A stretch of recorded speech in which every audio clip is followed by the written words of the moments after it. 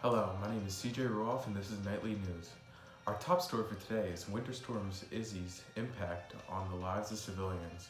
It will bring the most snowfall to the interior Northeast on Monday as it begins to wind down its multi-day journey through the Midwest, Southeast, and East. Dangerous driving conditions may impact commuters and those traveling home after the holidays. We talked to the people on the streets who are impacted by the storm's effects to hear what they had to say on the matter. We're here in Cleveland, Ohio, where I'm joined by a local citizen who was affected by the storms. I was commuting to work this morning and I froze in the snow. My car got all stuck and I couldn't get out, and I was at least 2 hours late for work. It really put a damper on my Monday morning. Oh, sounds rough. Back to you. A big headline in Europe has just recently arose. A 6-month trial period of a 4-day working week has today been launched across the UK.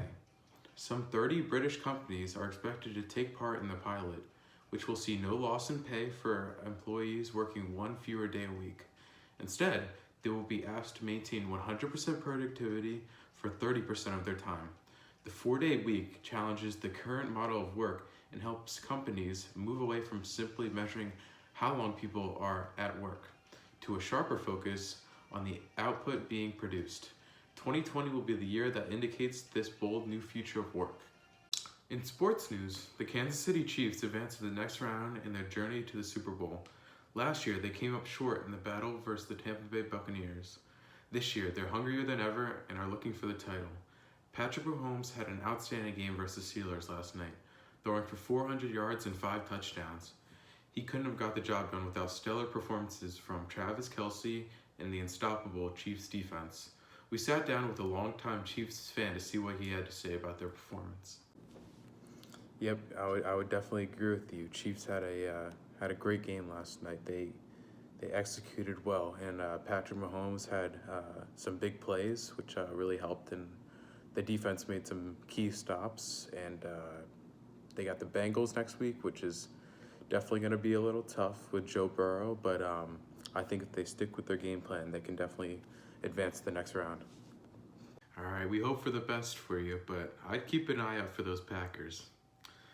All right, in other news, 2 fast-moving wildfires driven by strong winds erupted in northern Colorado on Thursday afternoon, destroying close to 600 homes and forcing tens of thousands of residents to flee.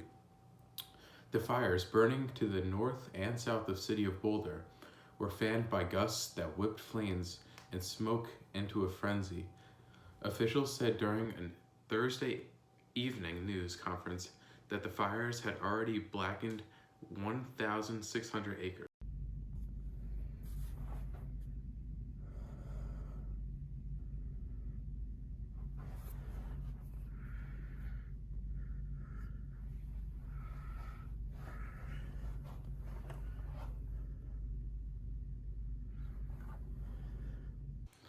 In a touching piece of news, a young girl was inspired by a novel about 11-year-old Naya from Sudan who would travel 8 hours to get unsanitized water to nourish her family. Michaela, along with her friends and family, worked to make a change. They traveled to Sudan and met with Naya and other struggling families. With the help of former African citizen Salva, she made a pledge to raise money so she could free them from this harsh lifestyle. Her attempts were successful and raised enough donations so Naya and others could have clean, accessible water source.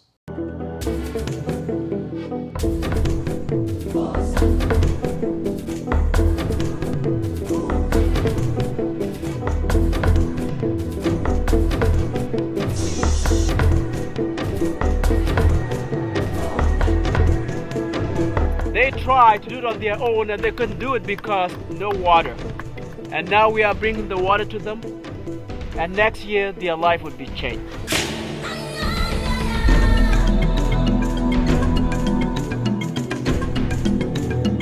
When I went back to US, I said I should do something to help my dad and other people who are in the same situation as well. And that's where I formed a non-profit organization called Water for Sudan. That's why I'm here today.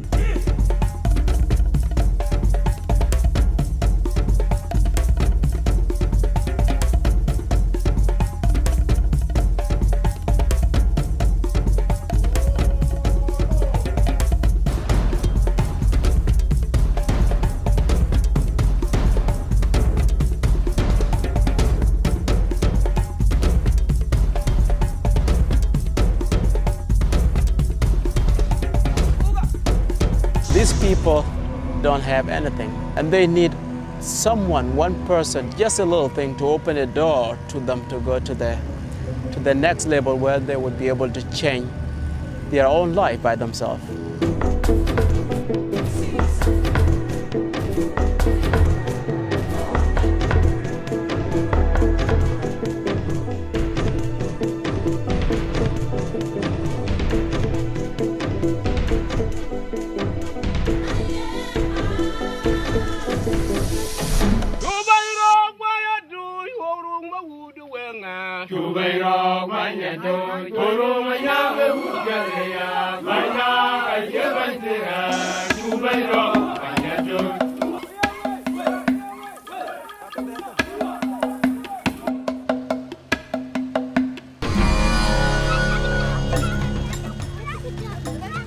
I don't want any other kid to die because of this simple disease. Make sure you guys build a school over here by the well. That is the goal for us. Everywhere we have the well, make sure the community contribute to build a school in there. My name is John. I'm one of the teachers. And our school now is start. As you see, without borehole, the school will not be here. But with borehole, the school will be established. Maybe one of these child would be going to this school, might change the world someday. What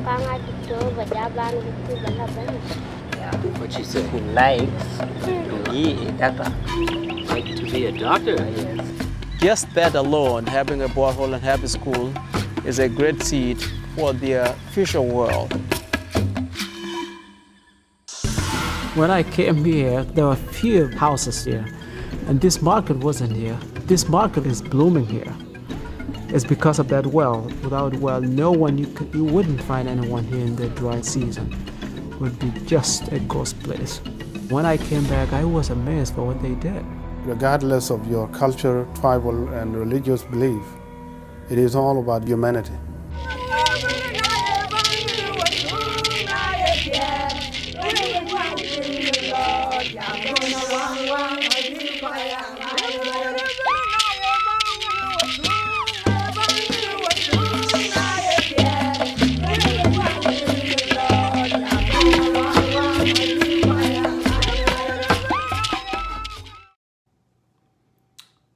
And our final news story comes from Ohio, where two siblings faced felony charges after chopping down a historic 250-year-old walnut tree. They claimed that it was on their property, therefore having ownership to it. Further investigations found that the tree was worth $28,814 and that replacing it would cost $102,909. Both their siblings have a record of deception and falsification. We will definitely be following the story for any new updates. All right, folks, that's going to do it for tonight. And this is your Nightly News. I'm CJ Ruoff signing off. Hope you have a good one and stay safe.